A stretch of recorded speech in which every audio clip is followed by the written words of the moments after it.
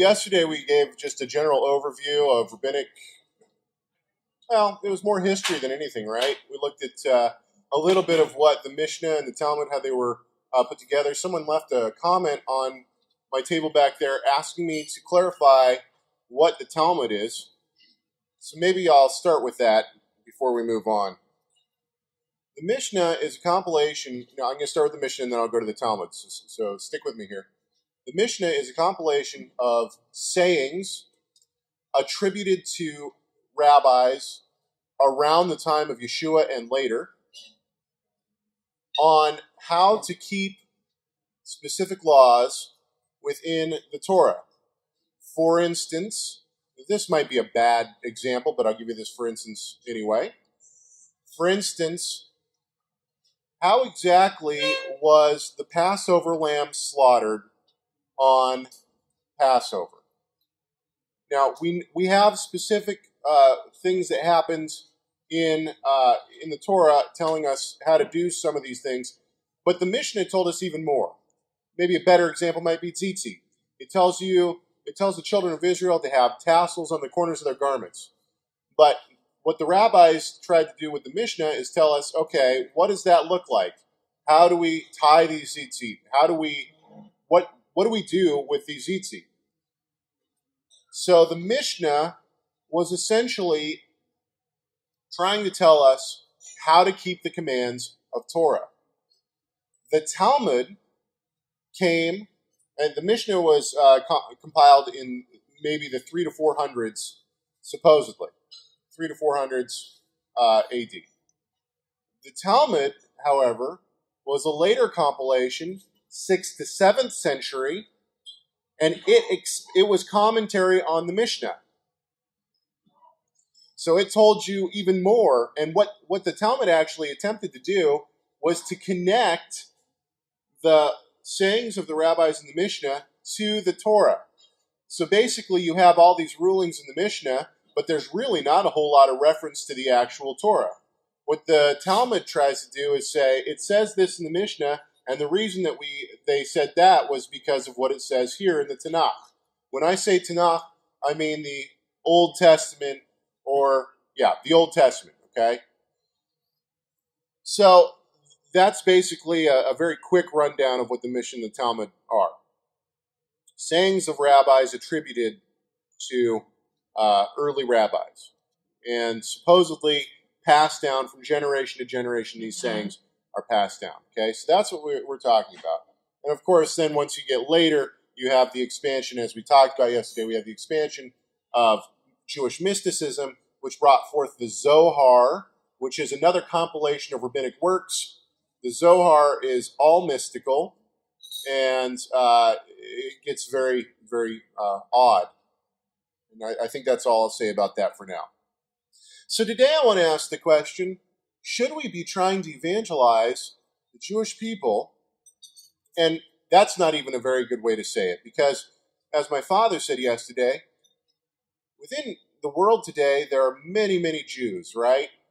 And I don't know if this is well known or not, but the majority of Jews today are not religious.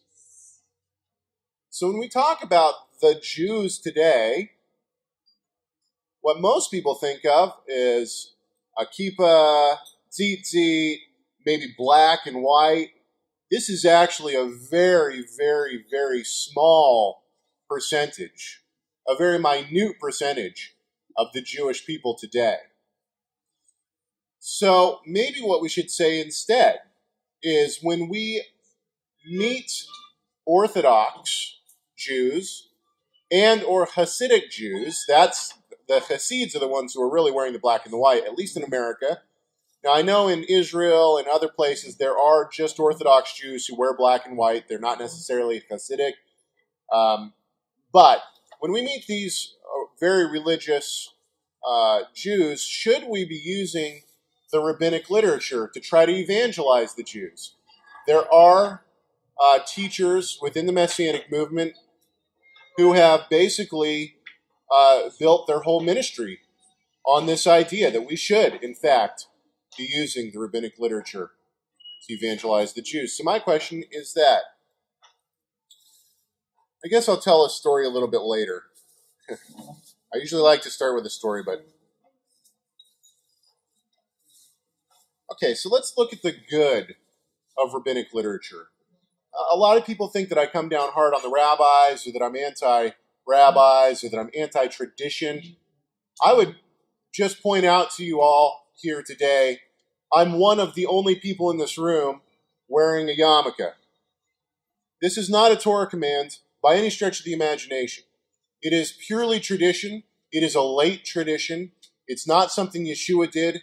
If a messianic rabbi tries to tell you that Yeshua wore a kippah, he is wrong. There is absolutely no proof of that whatsoever. It is very late tradition. I keep an Erev Shabbat meal every single Friday night. I do that by lighting candles with my family. We sing traditional songs. All of this is tradition. You can't find the command to do this anywhere in the Torah. Okay? So I'm not anti-tradition. I'm very for tradition.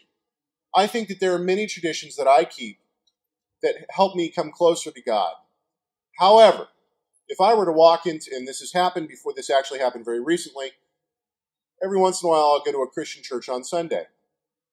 I went to a better way to say this. I went to a black gospel church not long ago, and I believe I was the only white person there, which I have no problem with that, and I don't think they had any problem with that either. However, there might be some cultural differences between the black gospel church and myself. And when I walked into that church, the first thing that happened was a man walked up to me. I was wearing a hat. The man walked up to me and said, "Can you please take your hat off?" And I said, "Absolutely." And I took my hat off, and underneath my hat, I had a yarmulke on. And he kind of looked at me for a few seconds. I could tell that the wheels were turning in his head. He didn't know what in the world to say now. But he said, "Would you mind taking your other hat off?" And I said, "No, I would not mind taking my other hat off," and I took it off. Why would I be willing to do that? Because it's just tradition. There's nowhere in the Torah that tells me I have to keep my head covered. And I know that he has the idea that Paul told us that if you pray with your head covered, you're accursed, right? Now, we can talk about that passage of Scripture some other time if we want to. I don't think that it's talking about having a hat on. However, I'm quite confident that he did. This gentleman did. So I was more than willing to take my yarmulke off because it's just a tradition. God hasn't told me to do that. Now, if the man would have said, "I don't know what those tassels are, but can you please take them off?" I would have said, "No, I cannot." The reason why is because I can find tzitzit in the Torah. God has told me to wear tzitzit, and so I wear tzitzit. Now, I know that people here might not have the same idea of what tzitzit are, or they might wear tzitzit on a specific time of the week, on Shabbat or something like that. Maybe you don't wear tzitzit all the time. That's fine. That's between you, your community, between you and God. Okay, and we can talk about that too. If you never wear tzitzit, I would encourage you to do so because I think it's a command given to us in the Torah. But those are things that we can talk about. So I'm not against tradition. Let's talk about the good about rabbinic literature. Rabbinic literature can be extremely useful and helpful in our biblical studies. This is something that needs to be stressed. I don't know if you realize this, but the rabbis, there was no TV back then. There was no computer back then. There was no tablet back then. They didn't have smartphones that they could pull out and look up biblical texts. They made games of studying the Torah. They made games and study habits of memorizing the Word of God. They might not have believed in Yeshua, but these men had a biblical knowledge that was vast. They were the walking biblical encyclopedias of their day. They do have things that we can glean from them for sure, even if we disagree with them on theological matters. The rabbinic literature gives historical data of what certain sects within Judaism believed in their specific times. This is also very important. I can look at something in the Zohar and I can say, I certainly disagree with the Zohar and pretty much everything it says.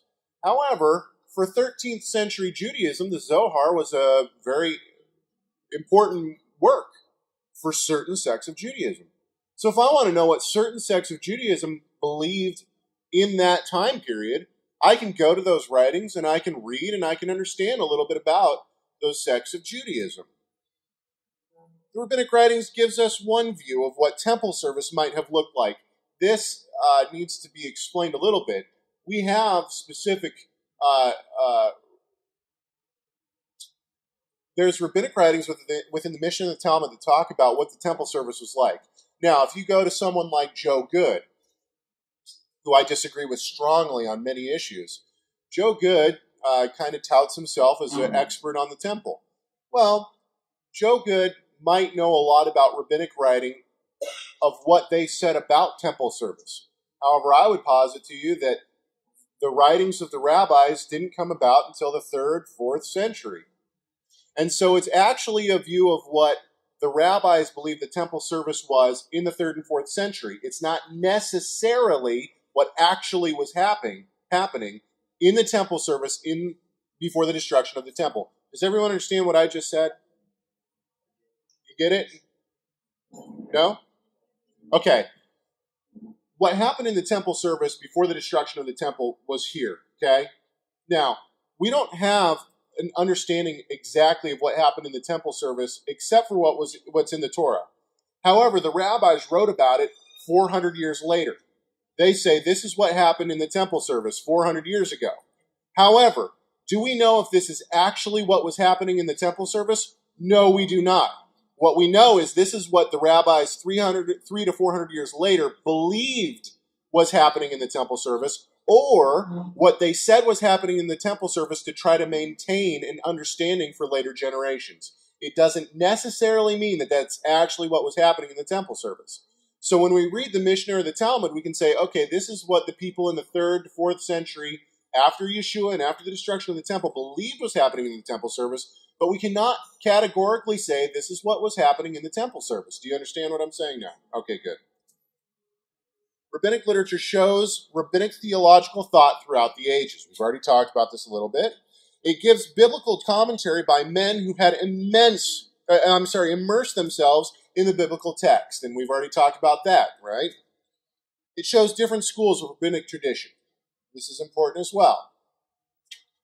And it teaches us about modern Judaisms and their theologies. We can look at modern Judaism today. We can look at rabbinic literature such as the Mishnah and the Talmud, and now we have a better understanding why some of the Judaisms of today are doing things the way that they're doing them. So these are important things. It also helps us to understand a thought process that is contrary to Western thinking. Now, this is a very slippery slope, however. There are certain teachers within the Messianic movement who will say to you, if they disagree with you, what they'll say is, oh, no. You're thinking with a Greek mindset. I'm coming at it from a Hebrew mindset. There might be some validity from time to time of having a Hebrew mindset as opposed to a Greek mindset. However, many Messianic teachers use this as a cop-out to try to end an argument. Just because you think, this comes up all the time with theology like the Trinity. Now, I don't like the word Trinity. However, I believe in a triune God. I believe that He has manifested Himself explicitly in the Torah and the Tanakh and the Apostolic Scriptures as Father, Son, and Holy Spirit. Many teachers in the Messianic movement are going to say, no. That is a later Greek thought. It's not a Hebrew thought. I would reject that thoroughly. You can't just say that something is a Greek mindset. Show me from the Scripture that it's not true. I believe I can show you from the Scripture that God manifests Himself as Father, Son, Holy Spirit. Okay? And I should clarify real quick. The word that I just used, manifest, this is actually a bad word. It does not work well with Trinitarian doctrine. And maybe I shouldn't use that word. We can talk about the Trinity and the triune nature of God at a different time. However, for now, I will say that I uphold Trinitarian doctrine. However, the Trinitarian doctrine that perhaps the Catholic Church uses might have some issues. Okay, and we can talk about that. Let's look at some claims of rabbinic literature. The Mishnah itself claims to be tradition handed down from God to Moses and subsequently through the generations. Here's a quote from the Mishnah. I'm using Neusner's translation. It's a very standard tradition translation. It's not the best translation by any stretch of the imagination, but it is a translation. He says, quote, this is in Pirkei Avot, by the way. Quote, Moses received Torah at Sinai and handed it on to Joshua, Joshua to elders, and elders to the prophets. And prophets handed it on to the men of the great assembly. They said 3 things. 1, be prudent in judgment. 2, raise up many disciples. And 3, make fences for the Torah. So right there we see even the Mishnah itself. This is the latest book, in my opinion, that was added to the Mishnah. So it is the latest of the Mishnaic works, in my opinion. But here, even in the Mishnah itself, we have a quote saying that the Mishnah itself was handed down from Sinai. In a paper titled Oral Law, found in Contemporary Jewish Religious Thought, Jacob Neusner calls the idea that the Oral Torah was handed down from Sinai a myth, citing morphology, syntax, and word choice would have to be ignored for this claim to be true. This is a very vital point. And the reason why is because if Moses actually received the Oral Torah from God, why doesn't it look the same as the Torah? The Hebrew is very much more modern than the Torah. Do you understand what I'm saying? Language changes throughout time. So we have what's called Mishnaic Hebrew, and we have Biblical Hebrew. Mishnaic Hebrew is much later. It's already morphed into something different. So by the time we have the Mishnah, the Hebrew has changed substantially from what the Hebrew of the Torah is. So the question that Neusner is now bringing up is, if the Mishnah was really handed down from Sinai, why is the Hebrew so updated? That doesn't make any sense at all. Here's a very long quote by Jacob Neusner, but he goes on, if we take seriously the fact that only much later do we find the doctrine fully exposed, and also realize that when it first reached full formulation, the myth had it to explain a particular fact, namely, that authority and standing of the Mishnah and associated writings, then as is clear, we have also to formulate our explanation in response to the circumstances that require the sages to account for the distinctive traditions, law and theology alike. The explanation derives, at first view, from the circumstance that precipitated it, the triumph of Christianity and the disappointment after Emperor Julius' fiasco of the Jewish people. But the explanation is also to be sought in the document in which it first occurs as a fully exposed commonplace myth, namely the Talmud of the land of Israel, coming, it is generally assumed, approximately 4 years. For years after 361, once held authoritative, the myth of Oral Torah, or more precisely of the Dual Torah, would serve to defend that very corpus of revealed law and the theology that defined and made Judaism distinctive, and further to explain and justify the inclusion within that corpus of the teachings of the authoritative sages of the Torah in every succeeding generation down to our own day. To claim that the oral tradition we have today in the form of the Mishnah and the Talmud, etc., is divinely sanctioned is to suggest that the Pharisees' tradition. Now remember yesterday, we learned about 7 different sects of Judaisms in the first century. So, to claim that the Mishnah or the Talmud are divinely sanctioned is to suggest that Pharisees' tradition were divinely sanctioned by God on Mount Sinai. That their tradition alone was the one sanctioned by God. With this in mind, Yeshua's attack on the Pharisees' tradition within the apostolic scriptures should be a huge red flag. The reason I say this is because the Mishnah, remember we said that after the destruction of the temple, there were 2 sects of Judaism left. What were they? The Way and the Pharisees, right? There's only 2 that really remained after the destruction of the temple and the ensuing war. And so, what we have in the Mishnah is actually tradition of the Pharisaic rabbis. It's the tradition of the Pharisees that have been given to us in the Mishnah.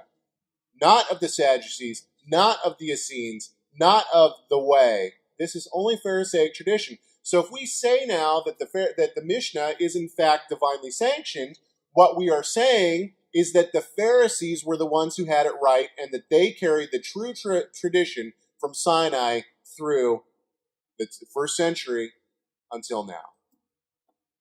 Do you understand why that would be a problem? Because it sure seems like Yeshua is saying that the Pharisees' tradition, a lot of the time, not all the time, but the Pharisees' tradition, he opposes Pharisaic tradition within the apostolic scriptures. If the Pharisaic traditions that later became the Mishnah and the Talmud were divinely sanctioned, why does Yeshua call them traditions of men? The Pharisees and the scribes ask him, "Why do your disciples not walk according to the traditions of the elders, but eat their bread with impure hands?" He was also saying to them, "You are experts at setting aside the commandment of God in order to keep your traditions." If the Mishnah is divinely sanctioned by God, then wouldn't that be the commandments of God? How can he say you set aside the commandments of God for the traditions of men, if the Mishnah is actually divinely sanctioned and actually went back to Sinai? Do you understand the logic there? There is a minority within Messianic faith that believe that and teach the Oral Torah is binding on believers. Unfortunately, this minority is growing. Believers who claim divine oral law handed down from Sinai do so on the basis of Matthew 23, 1 through 4. Quote, "Then Yeshua spoke to the crowds and to his disciples, saying, The scribes and the Pharisees sit in the seat of Moses. Therefore, all that they tell you, do and observe, but do not do according to their deeds. For they say and do not do. They tie up heavy burdens and lay them on men's shoulders, but they themselves are unwilling to move them with a finger." This seems like a damning argument against what I'm saying, doesn't it? It says right there, the scribes and the Pharisees sit in the seat of Moses. Therefore, all that they tell you, do and observe. Oh, that must mean that we should be keeping the Mishnah and the Talmud, right? That's the logic behind many teachers in the Messianic movement. At first glance, Yeshua seems to give authority to the Pharisees over believers. But the scribes and the Pharisees sit in the seat of Moses. What does it mean to epites Moses cathedros? That's what it is in the Greek. Pardon my inflection for those of you who actually speak Greek. That is to sit in the seat of Moses. There are four main views held by scholars on what the seat of Moses might have been. Number one, an actual piece of furniture in the synagogue where leaders and teachers sat. Number two, a phrase used as metaphor to show someone who teaches with authority. Number three, a niche or stand acting as a receptacle for the Torah scroll. And number four, something that has been lost through time and is therefore unknown. Well, let's take a look at all these. In his fourth volume on the Gospel of Matthew, my father takes an in-depth look at all four of these proposals. Number one, the seat of Moses is a piece of furniture. Archaeologists first found a cathedra at Hamath by Tiberias that dated to the 4th to 5th century. It was made of a single block of white limestone. It was found with its back facing Jerusalem, meaning that the one who sat upon it would be facing the congregation, because the congregation always faced Israel. And we do that today in our congregations. When we say the Shema, we face towards Israel. I don't know which way you guys face here. Is it still east? So do we. Another seat of Moses dating to the 4th to 5th century was found in the Chorazim synagogue. It too was carved from a single stone and originally had armrests and a back. Perhaps the earliest found was at Delos. There has been some debate over this find, but the majority of scholars now agree this was a synagogue dating to the 1st century. Here we go. So, here you can see I've given you several of them. There's the Cathedro Chorazim, and there's the Cathedro Delos. It's exactly what it is. It's a seat, huh? There you have it, the seat of Moses. So let's look at Moses' seat as a metaphor. So that right there shows you that it was A. There was some validity to the fact that it was a piece of furniture in the synagogue. So let's look at the second one. B, Moses' seat as a metaphor. The idea that this phrase is a metaphor for someone who holds authority in their words can be seen from the text itself. Yeshua says to do and observe what they tell you. This interpretation, however, does not contradict the interpretation of a physical piece of furniture since, quote, the very fact that the chair is described as belonging to Moses would indicate the authority of one who speaks in the name of Moses or who reiterates the words of Moses, i.e., the Torah. Let's look at the third one. Seed. The seed of Moses is as a place the Torah rested. This interpretation is by far the weakest argument, as other designated places for Torah scrolls to be placed and read have been identified. So basically what I'm saying is that within archaeological digs and the different findings in synagogues, we find specific pieces of furniture where this scroll was unrolled and read from. So let's look at the final one. D, the seed of Moses as unknown. While we cannot be dogmatic given the various data, we can say that Yeshua is referring to some kind of synagogue tradition which gave authority to those who were viewed as occupying the seat of Moses.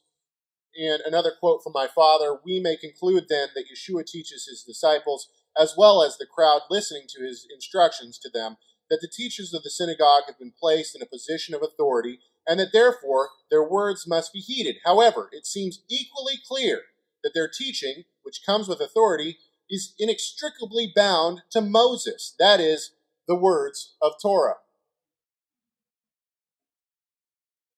That the seed of Moses referred to in Matthew 23 is linked to the Torah itself gains further weight from the Gospels themselves. Every time Yeshua or anyone begins a quote by citing Moses, i.e. Moses said, like in Matthew 22:24 or Mark 7:10, Moses commanded, such as Mark 1:44 and Luke 5:14, in the book of Moses, Mark 12:26, the words that always come next are found in the Torah. Nowhere do we find, as Moses said, followed by a quote from Oral Torah. We never have anyone in the apostolic scriptures say, as Moses said, and then quote something from the Mishnah or from the Talmud. This in and of itself should tell us that he is not giving divine weight to rabbinic literature.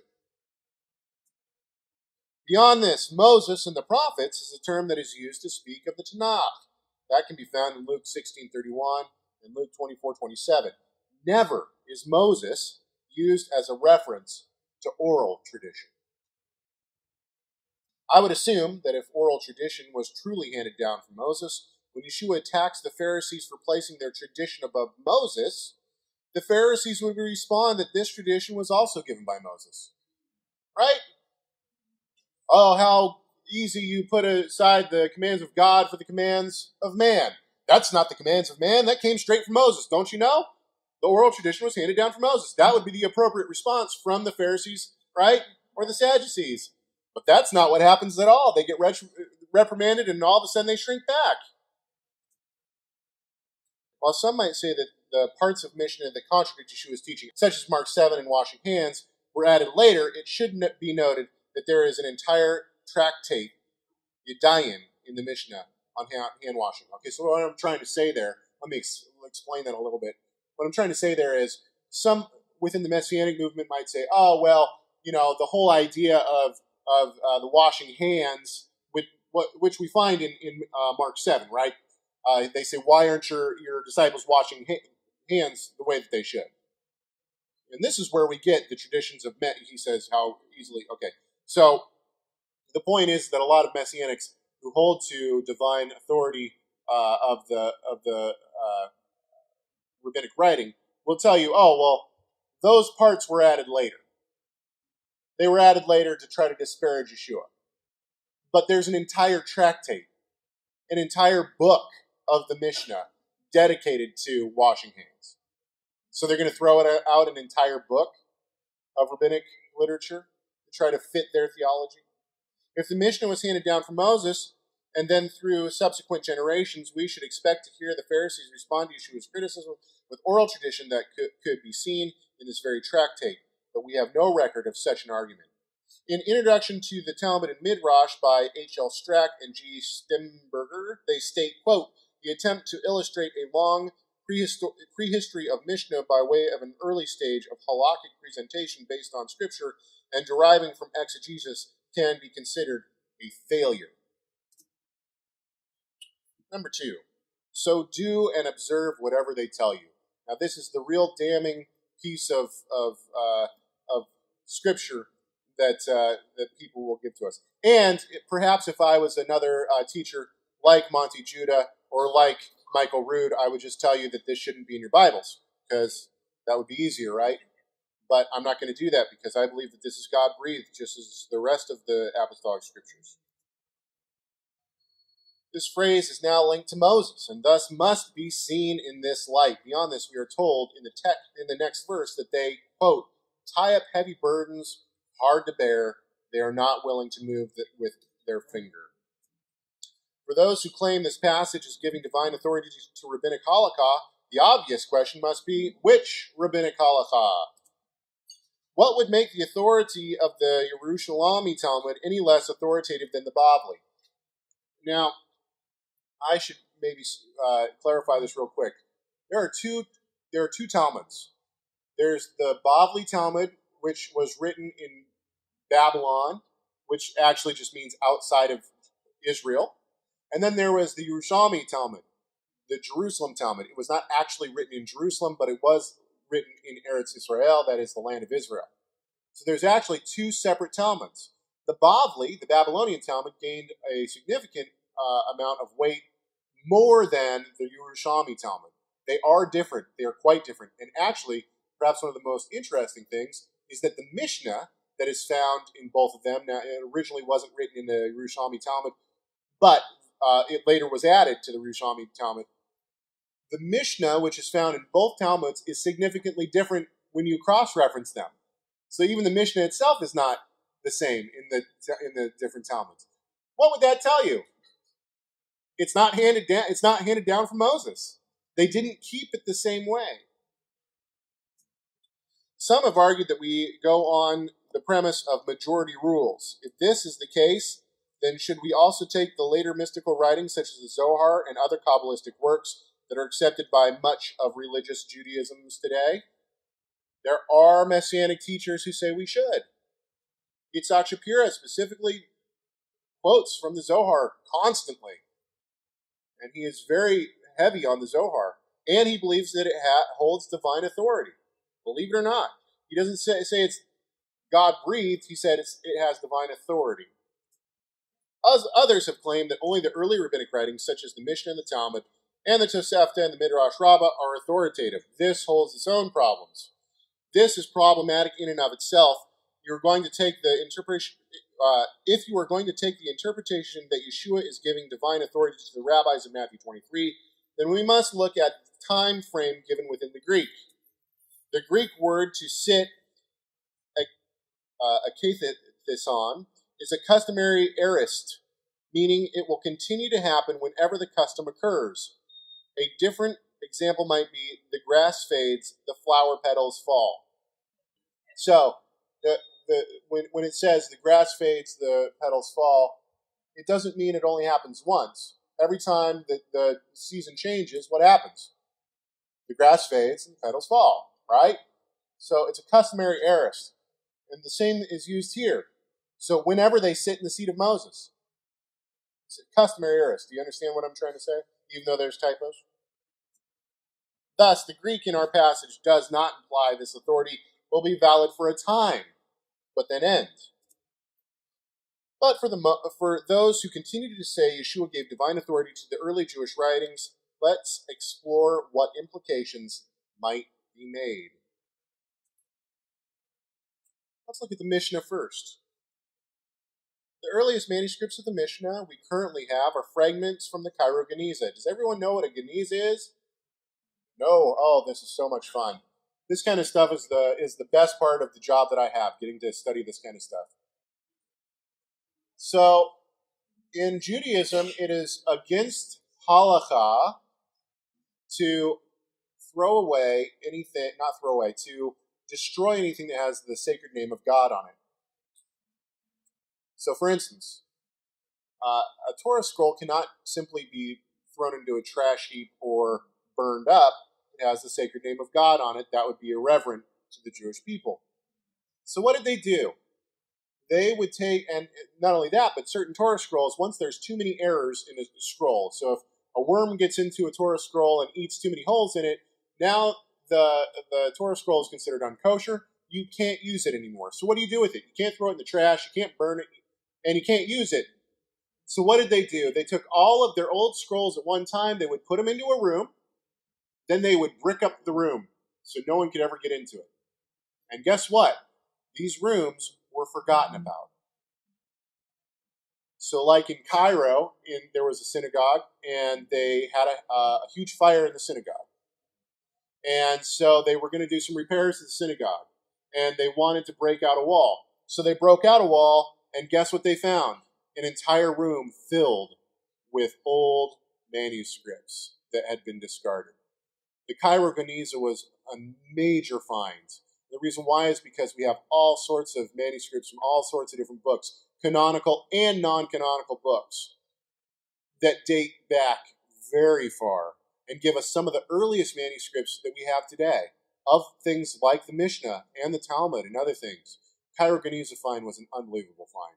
And so the earliest manuscript, it's a scrap. It's not a full scroll or anything like that. The earliest scrap that we have of the Mishnah comes from the Cairo Geniza, and it is dated to the 7th century A.D. The oldest complete Mishnah manuscript is the Kaufman Mishnah manuscript. Its catalog is A50, which is held at the library of the Hungarian Academy of Sciences in Budapest. Mishnah A50 was written in the 10th to 11th century. Most scholars agree that this manuscript was written by several hands in Italy. However, there are those who believe it was written in Palestine. And I should just say, manuscript from the 10th to 11th century is actually very late. It's a very late manuscript. And actually, before the discovery of the Dead Sea Scrolls, the earliest manuscripts that we had of the Tanakh dated to the 10th to 11th century, very late. That's why the Dead Sea Scrolls were such an amazing find. Because when we found the Dead Sea Scrolls, we were able to compare the manuscripts of the Dead Sea Scrolls, of the biblical books, and compare them to what we had, the earliest manuscripts that we had, which were 10th to 11th century. And guess what? They were unbelievably accurate. Miraculously accurate. It's very interesting. A complete copy of the Mishnah can also be found in the Munich Talmud. And I should say, there are some discrepancies between the manuscripts that we have and the Dead Sea Scrolls. We'll talk about those in the larger conference. So, a complete copy of the Mishnah can also be found in the Munich Talmud, a manuscript that will be discussed shortly.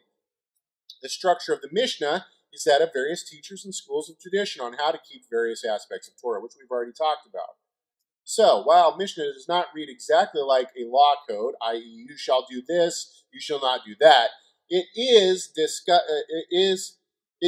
discusses various traditions on performing the mitzvah found in the Torah. Does everyone know what the word mitzvah or mitzvot means? Command or commandments. There we go.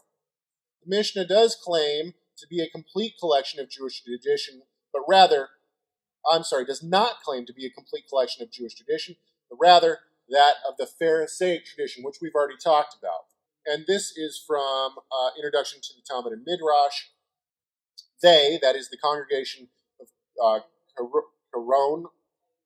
Chiron, are aware that the extensive anonymous material in Mishnah corresponds to the teaching of Rabbi Meir, and the most frequently mentioned scholars, Meir, Yehuda, Yossi, and Simeon, are students of Akiva, with whom the Halakha agrees.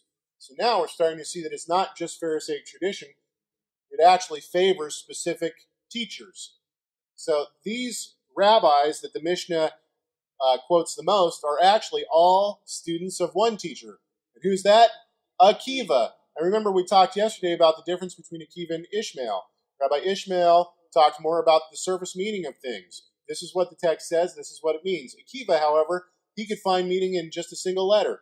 If it has an aleph in it, it must mean this. If it has a bet in it, it must mean this. If the name of God is in this passage and it's also in this passage, I can connect the two passages. This is called eisegesis, which we also talked about yesterday, right?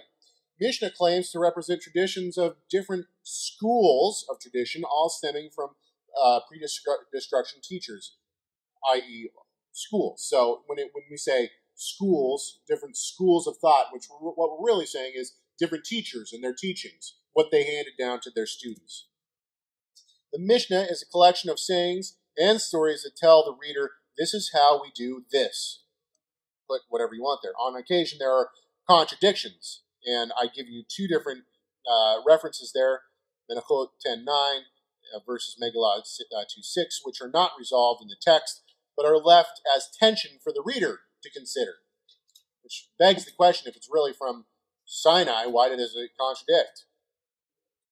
We even see mysticism begin to make a presence within the Mishnah as well. This is not surprising, since Akiva was a leading force in bringing mysticism into wide acceptance within Judaism. A man should not, this is a quote from Mishnah Shabbat 6:2, a man should not go out on the Shabbat, that is, with 1, a nail-studded sandal, 2, a single sandal if he has no wound on his foot, 3, tefillin, 4, an amulet when it is not by an expert, 5, a breastplate, 6, a helmet, or 7, with greaves. But if he went out wearing any one of these, he is not liable to a sin offering. The ruling of Mishnah is not to carry an amulet by a common person on the Shabbat. The implication then is that an amulet made by a professional is permissible, right? This is further confirmed by the Talmud. This is a quote from Talmud. This is from the Bavli Shabbat 61a. Said Rabbi Papa, don't imagine that the sense is the man who made it has to be an expert at making them, and the amulet also must be proved to be effective. But if the man who made it was an expert, even though the amulet is not proved, it is still the case. You may note that a close reading of the language yields that conclusion, namely, nor with an amulet when it is not by an expert. But if it does not say, and not with an amulet when it is not proven effective. There is no discussion with the Mishnah of why amulets would be permissible, nor is there any discussion on what the Torah would have to say about such practice. So let's summarize for a few minutes. And does everyone understand what I'm saying? Amulets are forbidden by the Torah, right? So why then does the Mishnah tell us that you essentially can't, the Mishnah and the Talmud essentially tell us that you can carry an amulet on the Shabbat as long as it's made by a professional?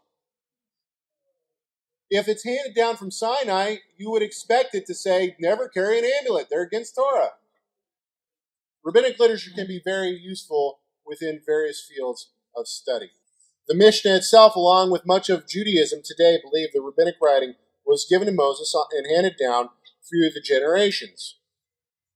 Beyond the simple fact that the language of the Mishnah does not reflect the language of Moses and the Torah, evidence shows the claim of a Sinai origin for the Mishnah to be false.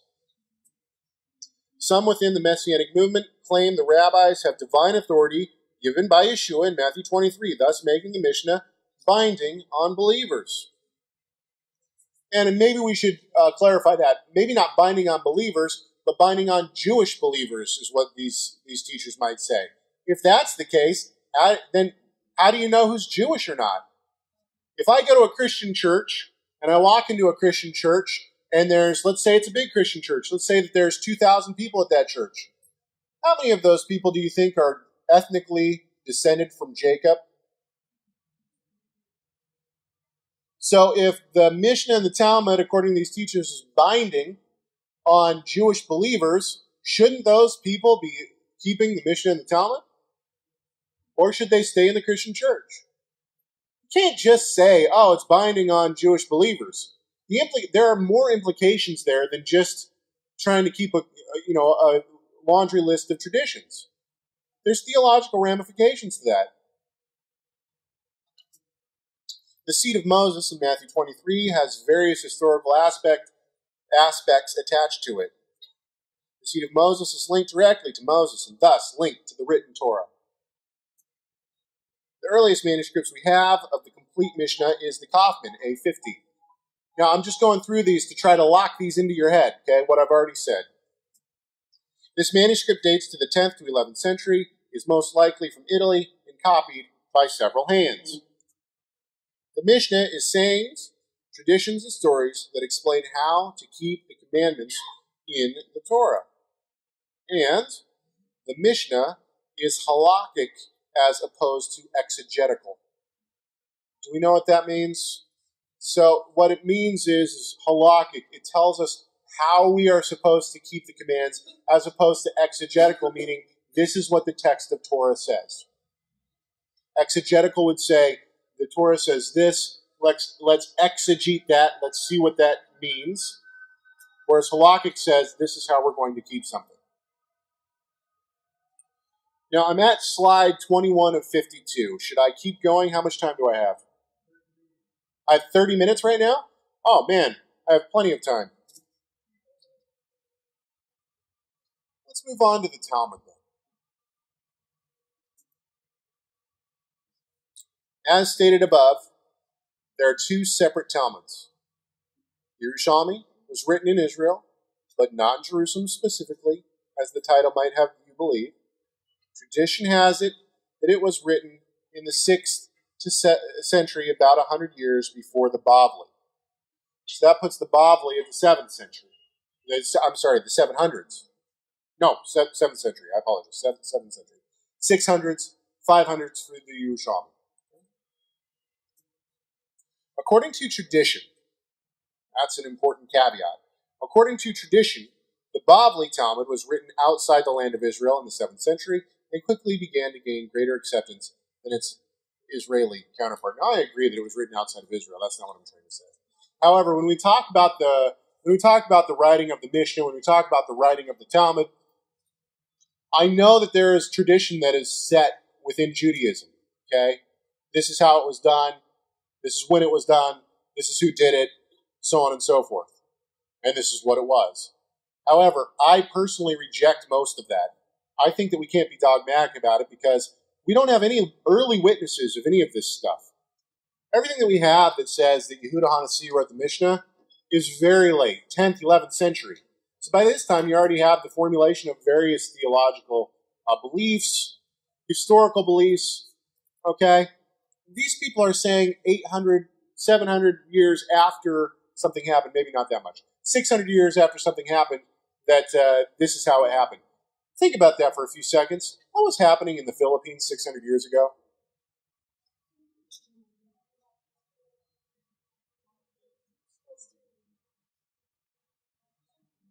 I see everybody kind of looking at each other going, let's see here, what was happening 600 years ago? My point is this. When you have the rabbis telling you stories about how all this came about, they're writing 600 years later. They're telling you this is exactly what happened. How do they know that? Do they know it from tradition that was passed down? Perhaps. Maybe people were telling them, my father told me this story about his grandfather and his grandfather and his grandfather. And, you know, the tradition is that Yehuda Hanasi, he did this. But, you know, we have the same kind of thing happen in the U.S., okay? And maybe even more solidified. We have history books, right? So we can look at history books. We know things like, I have to put it into my own culture. We know things like the signing of the Declaration of Independence. We know things about how Abraham Lincoln, he freed the slaves and, you know, he did all these great things. George Washington, he had wood teeth, right? We know all these things. However, there are people who dispute. They say, well, your history book says that, but really there was an agenda there. That's not really how it was. Yes, Abraham Lincoln, he freed the slaves, but he did it for motives that were not what you think they were. It wasn't because he thought that, you know, the black people, the black slaves needed to be freed. He did it for a different political motive. So what I'm saying is that now all of a sudden we have questions about our tradition, what's in our history books. These people didn't even have history books. They didn't go to the library and pull off a shelf some book and say, oh, look at this right here. It says that Yehuda Hanasi, he's the one who wrote down the Mishnah. That's not how it worked. It was my father said this, his grandfather told him this, my great-grandfather told him this. That's how it was passed down. After 600 years of oral tradition, do you think it might have gotten a little bit muddied? And not only muddied, but I believe this. Christianity was on the rise. Christianity was not, by the 11th century, persecution was intense from the Christians. Christianity has not always been a let's love everyone and give them the gospel of Jesus Christ. That is not how it happened. There's a lot of blood. There's a lot of torture. There's a lot of horrible, horrible, horrible things that the church did, not only to unbelievers, but also to the Jewish people specifically. The Jewish people were trying very hard to keep their culture, to keep their traditions. They're trying very hard to have their children able to endure the persecution handed down from the Christians. Because of this, I believe that some things were, made up. If I want my son to believe something specific, this has happened. Okay, I'll give you an example. About 2 days before I left, I said, Ben, that's my son, Ben, you need to go in and clean your room. He said, why? Now, he's only 3 years old, but he's pretty bright. He said, I'm just going to play with my toys again tomorrow. He's right. But Mom, my wife, told him, wants him to clean his room, so his room stays nice and tidy. He said, this is true. My son said to me, did God tell me to clean my room? What do you think I said? Yes, he did tell you to clean your room. Go clean your room. Now, that might not be the best example because maybe if we put it into rabbinic idea, it's you need to do this. Why do I need to do this? Because Rabbi Akiva told us to do this. Because Rabbi Hillel told us to do this. When you put another name onto it, when you put a name of someone who's revered onto it, it means something. It becomes part of your history. It becomes something that you're willing to stand for. And I believe that not across the board. I think that there are things that were handed down from generation to generation. They've been morphed a little bit. So it's not across the board. But I believe that some of the tradition that we have in the Talmud, some of the tradition that we have in the later Rabbinics, was made up and attributed to the earlier rabbis. And it was done so that the children would feel like it was handed down from Moses. I believe that's exactly why you have this quote in Pirkei Avot, that it was handed down from Moses. Moses received it from God. Moses gave it to Joshua, Joshua to the elders, and the elders passed it down to us. Why did they say that? Did they really believe that? I don't think they actually did really believe that. I think they said that so that their kids would say, God told us to do this. Just like I told my son. Yes, God did tell you to clean your room. But did God actually tell him to clean his room? No. But God told him to respect his parents, and his mom certainly told him to clean his room. So was I lying? No, I wasn't lying. Were the rabbis lying when they said that it was passed down? No, they might have fudged the truth a little bit. But what was it for? Why were they fudging on the truth a little bit? To preserve Judaism as they knew it. To try to preserve the history and the culture, the tradition that they felt was so vitally important for the Jewish people. I don't fault them for that. What I fault them for is for modern Judaism today saying that it's God-breathed, telling us that we have to do it. That's what I fault. And what I fault even more is the Messianics who are trying to tell us that it's handed down from God and that we have to keep it now. Each Talmud is an exegetical explanation of the Mishnah. The Talmud attempts to tie the laws given in the Mishnah to the Tanakh itself. Now, this is the difference that we start to see between the Mishnah and the Talmud. And I will say this, maybe I should wait a little bit, but, we don't see a huge divergence from the Torah in the Mishnah.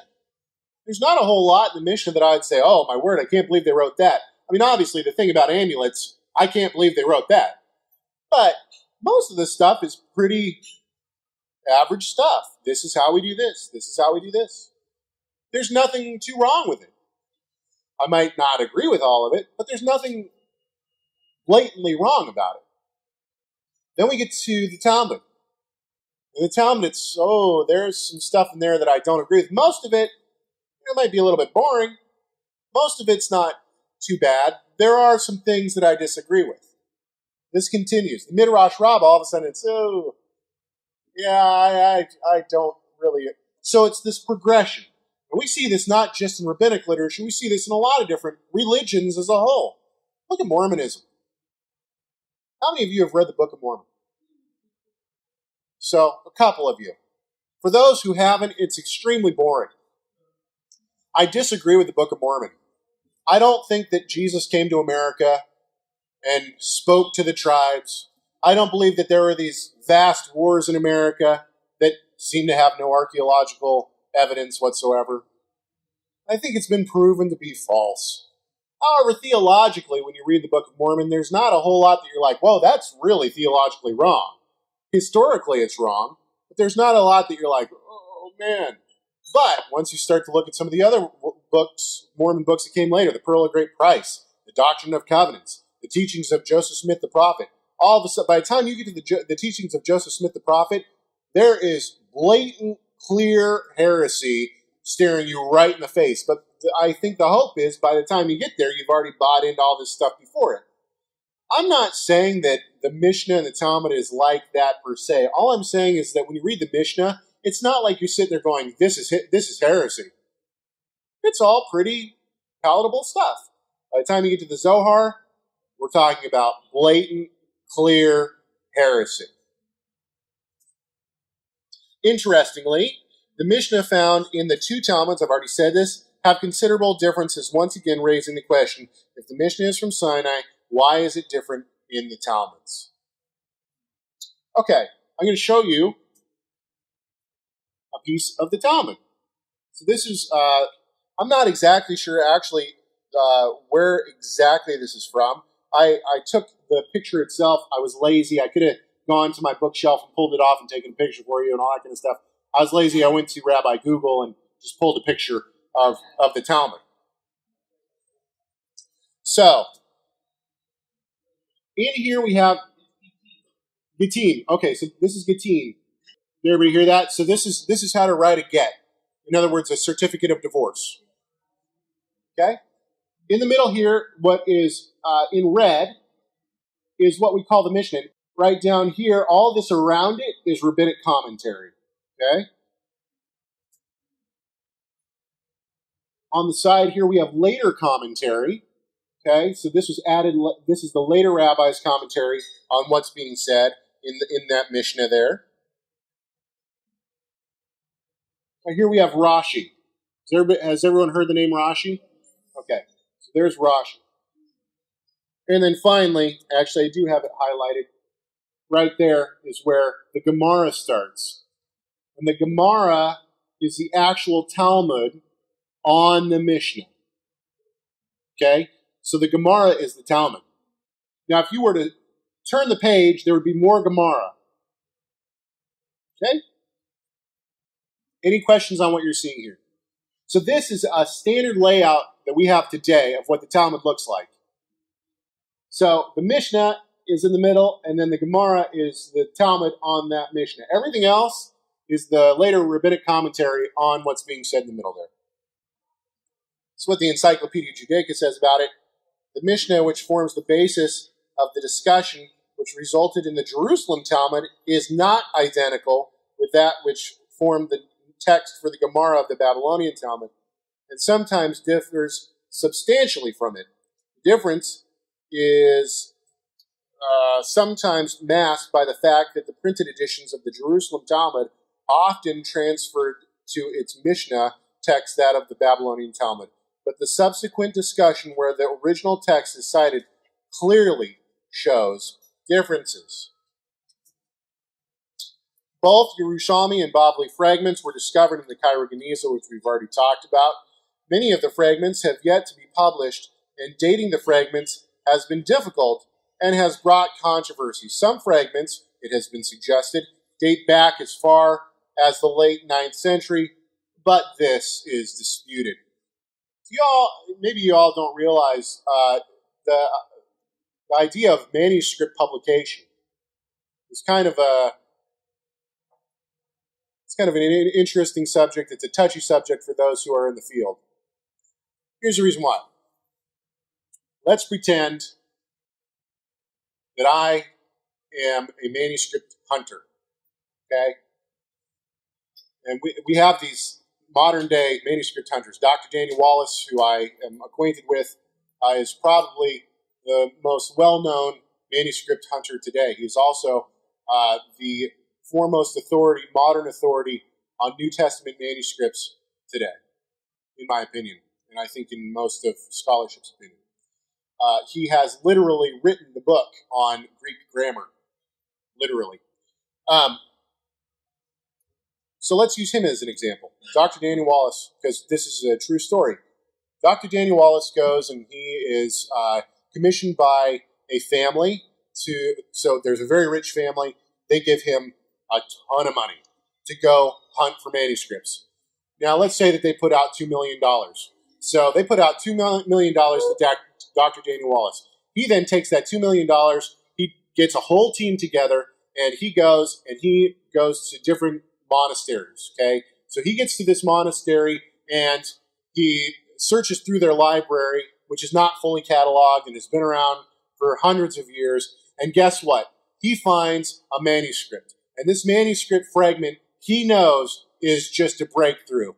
It is a 1st century manuscript of Mark. Okay? And what does Dr. Daniel Wallace do? He says, this is one of the greatest finds I've ever found. And so he gets permission, he takes this manuscript, and he now has this manuscript, and he wants to go and tell everybody about it. So he goes to the Society of Biblical Literature, which my father and I are members of. And every year, about 11,000 scholars get together. It's a different place in the United States every year. And we listen to hundreds of different lectures from hundreds of different great scholars. You have to choose which one you go to. And guess what? Dr. Daniel Wallace gets there, and he gets up in front of everybody, and he says, it hasn't been released yet, but I found this manuscript, and I'm pretty sure it's from the 1st century, and it's a fragment from Mark. But that's all I can say about it. Then, the family that gave him the $2 million says, you know what? We're going to publish this. We're going to publish the scrap. And what they did was they went to the court and they got a gag order on Dr. Daniel Wallace. So now the court says to Dr. Daniel Wallace, you are not allowed to talk about this scrap to anyone. You can't even acknowledge that you know about it. You can say nothing about it until it's published. Why would they do that? Well, because the family that put out the $2 million wants their money back. They need that $2 million back. And how are they going to make that $2 million back? When they publish that scrap from Mark in the 1st century, everybody's going to want to see it. They're going to be able to put it on display at different museums. They're going to be able to write books about it, all sorts of stuff, and they will make their money back. And if Dr. Daniel Wallace just goes around telling everyone about it, that kind of ruins it, doesn't it? So the next year at the SBL, everyone keeps saying, Dr. Wallace, tell us about this scrap from the book of Mark. And what does Dr. Daniel Wallace say? I'm sorry, I can neither confirm nor deny that there is any scrap at all. And everybody says, but last year you told us there was this scrap from the book of Mark dated to the 1st century. I'm sorry, I can neither confirm or deny that there is any scrap at all. This happens constantly within the scholarly world. It happened with the Dead Sea Scrolls. And our friend, Dr. Martin Abegg, was a little bit of a rebel because he then took all of the work that he had done on the Dead Sea Scrolls. He had cataloged as many Dead Sea Scrolls as he had found, and he released them to the public free of charge. And that was very, very controversial because you shouldn't do that when people want to make money. So, just like the Dead Sea Scrolls, just like this scrap of Mark, which still has yet to be published by this family, they're trying to get all the appropriate paperwork and everything from the monastery who actually owns this scrap. Okay, so now they have to work out all these deals. It takes a lot of time. I think it's been 5 years since Dr. Daniel Wallace made the announcement that he had found this scrap, and 4 years since he started denying and not confirming any scrap at all since that all happened. It's been about 4 years. We probably will wait another 2 years, 2 or 3 years before we actually are able to view this scrap from Mark. But the Cairo Geniza was found back when? That was a long time ago.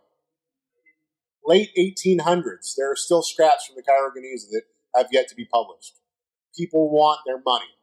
People are going to wait, and maybe they'll pass down these scraps and the rights to these scraps to the next generation so that their children, their grandchildren, their great-grandchildren will have money for the subsequent generations.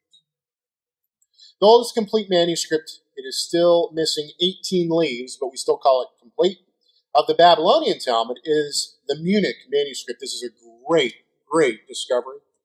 This manuscript can be found at the State Library in Munich, Germany, code Hebrew 95, and has 570 leaves of Ashkenazic script written in 1343 or 1342, depending on what historian you read.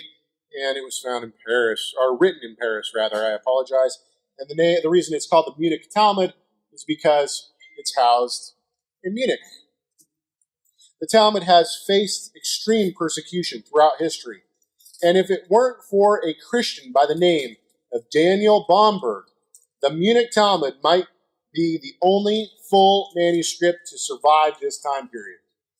Bomberg was a very instrumental man in preserving the Talmud that we currently have. The Talmud was not seen in favorable light by the Christians due to disparaging content about Yeshua, his disciples, and his mother Mary. And I've had discussions with some of the Messianics who believe that the Talmud is divinely sanctioned. They say, oh, no. There's nothing disparaging. It's not talking about Yeshua. We're going to look at some of those. In 1242, the Christians' investigation into the Talmud came to a head within the city of Paris, and thousands of volumes were publicly burned. Outside of France, little was done in response to the papal appeal coming from France. Confiscation may have taken place, and that is confiscation of the Talmud. We'll dive more into the Talmud after we have our break, okay?